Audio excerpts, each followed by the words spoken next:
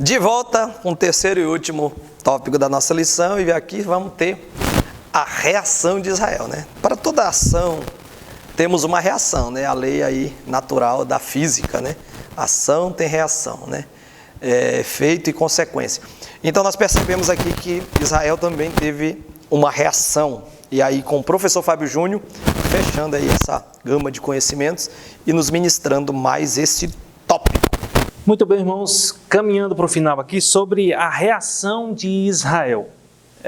Quando o comentador fala sobre a reação de Israel, ele está querendo dizer a reação de Israel diante daquela situação de cativeiro na qual ele se encontrava.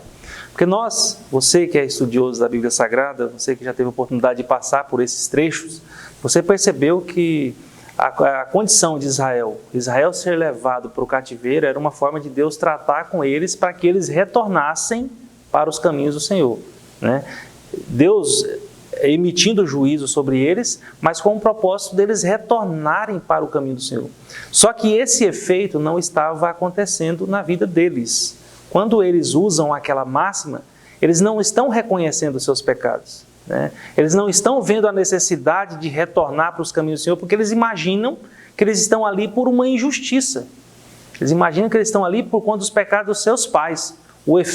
Um dos efeitos desejados pelo Senhor não está sendo cumprido ali. A reação deles não está sendo uma reação de arrependimento, de retornar, de aceitar a correção, reconhecer os seus erros e retornar o seu coração para o Senhor. Não, eles estão terceirizando a culpa por eles estarem ali. Então que Deus também nos guarde nós individualmente e nós enquanto igreja do Senhor também, de eventualmente terceirizarmos a culpa de algo que vem acontecer na nossa vida, na esfera privada, na família, na igreja local e também na igreja enquanto corpo de Cristo.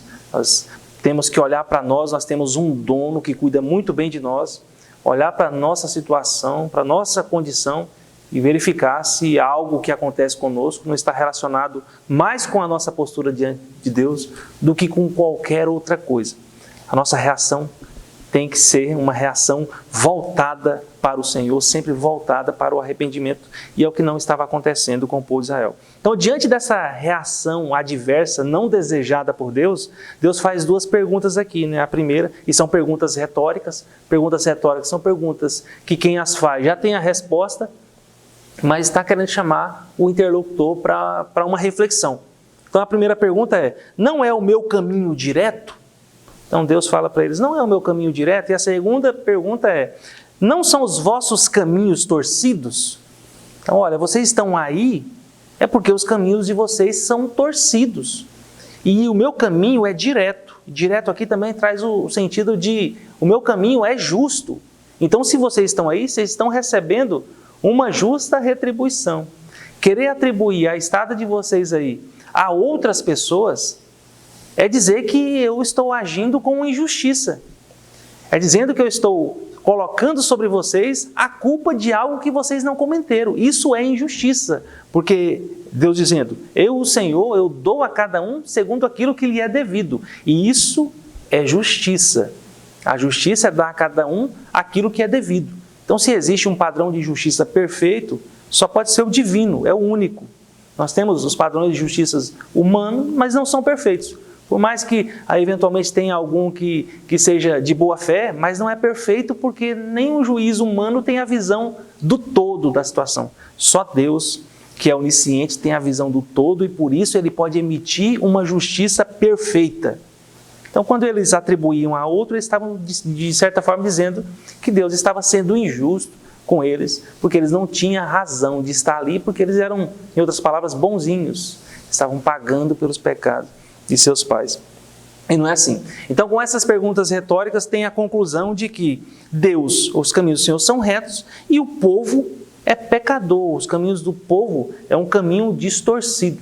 A Bíblia nos diz que Deus fez as boas obras, Deus preparou as boas obras, nos fez em Cristo e preparou as boas obras para que nós andássemos nelas. Então, nós devemos andar nas obras que Deus preparou para que nós andássemos. Quando nós começamos a andar os nossos próprios caminhos são tortuosos. E era assim que estava o povo de Israel. E sobre a justiça, que é o subtópico de número 2, a justiça do Senhor, o próprio nome já diz, o conceito de justiça, ela é justa. Deus, quando Ele emite um juízo, Ele emite um juízo com o conhecimento total da situação. Deus recompensa a cada um segundo as suas obras. No padrão de justiça divino, é recompensar a cada um segundo as suas obras. Então, o castigo é para o pecador. Se Israel estava naquela situação, sofrendo o castigo divino, é porque aquela geração também era pecaminosa, então o castigo é para ele. E o justo tem a sua retribuição também. O justo recebe a sua retribuição. E isso é o conceito de justiça divina. Mas para além dessa ideia de justiça, graças a Deus, louvado seja Deus por isso, para além de ser justiça, Deus também é misericórdia. Deus também é misericórdia, graças a Deus. Porque se eu e você, por mais piedoso, meu irmão, minha irmã que sai do outro lado, por mais piedoso que você seja, se você fosse receber a justa retribuição pelas obras que você pratica, não só você, mas qualquer ser humano estaria em maus lençóis. Deus é longânimo em misericórdia. E aí nós entramos no subtópico de número 3, que fala sobre o arrependimento. Para que haja a misericórdia do Senhor, é necessário o arrependimento, o reconhecimento. E então, por mais que pela justiça você mereça a morte, nós voltamos lá no início, nós voltamos lá no Jardim do Éden, quando o homem pecou, existia uma diretiva para a prática do pecado. O dia que pecar, morre. Então a justiça, a justa retribuição para aquele momento era a morte, direta. Pecou, morreu. Era a justa retribuição.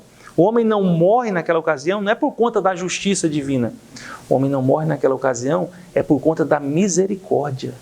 Por conta da misericórdia divina, E possivelmente ali naquele momento, para ver a incidência da misericórdia sobre os envolvidos ali, houve o arrependimento.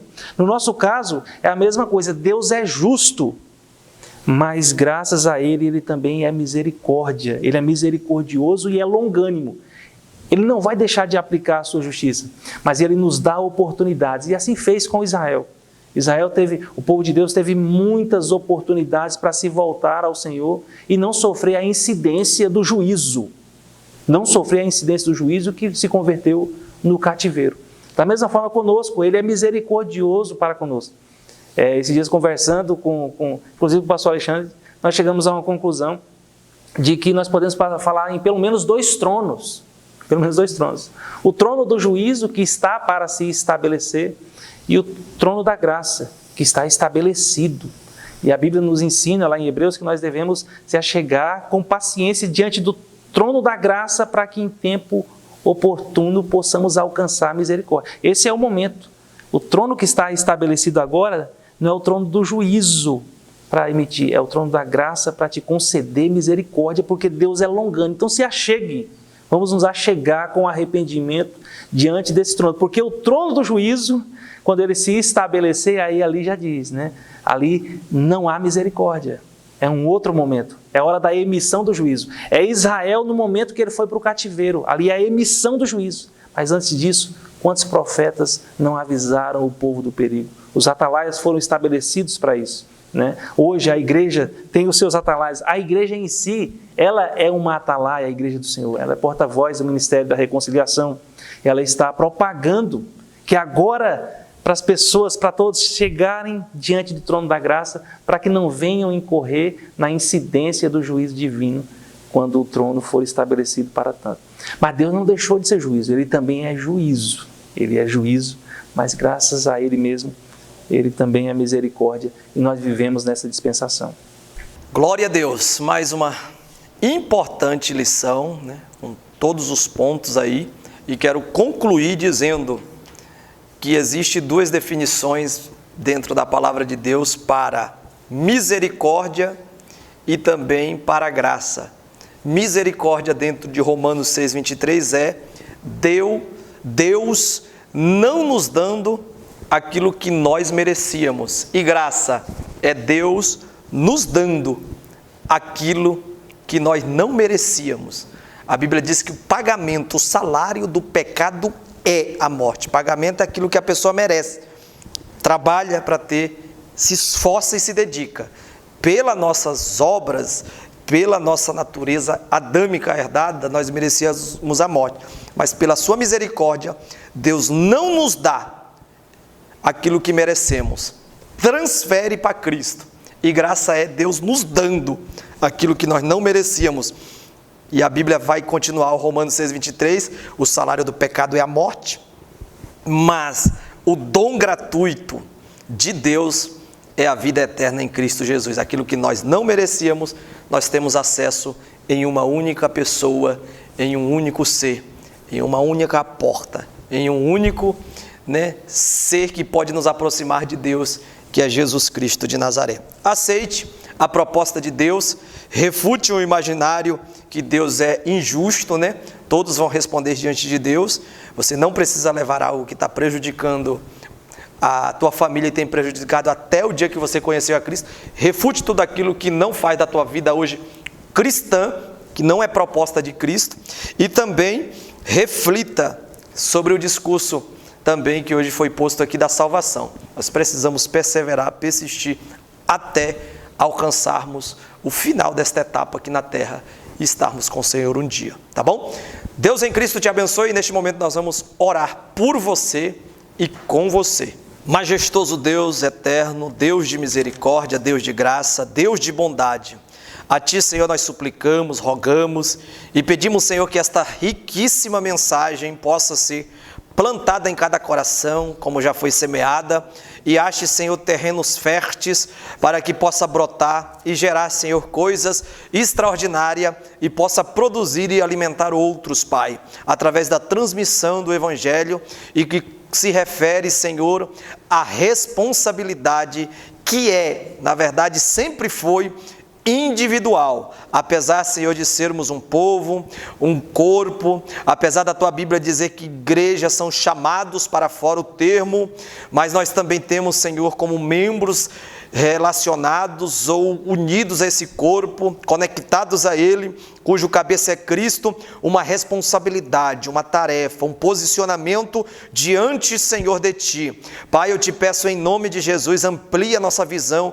acerca desse assunto, vai dissipando tudo aquilo que o adversário tenta, Senhor, tirar da Tua igreja, o esclarecimento sobre a responsabilidade, o comprometimento, Senhor. Não basta estar apenas perto, mas é necessário ser comprometido, porque dentre aqueles que estavam perto de Jesus, Judas estava perto e era o mais perto, era o homem de confiança, mas não tinha um comprometimento firme. Senhor, eu te peço em nome de Jesus, que esta mensagem possa alcançar corações, que o Senhor venha abençoar vidas, venha, Senhor, aproximar, Senhor, famílias, e venha instruir, Senhor, e instruindo alguém, possa através desse alguém instruir mais alguns. É a nossa oração em nome para a glória de Jesus.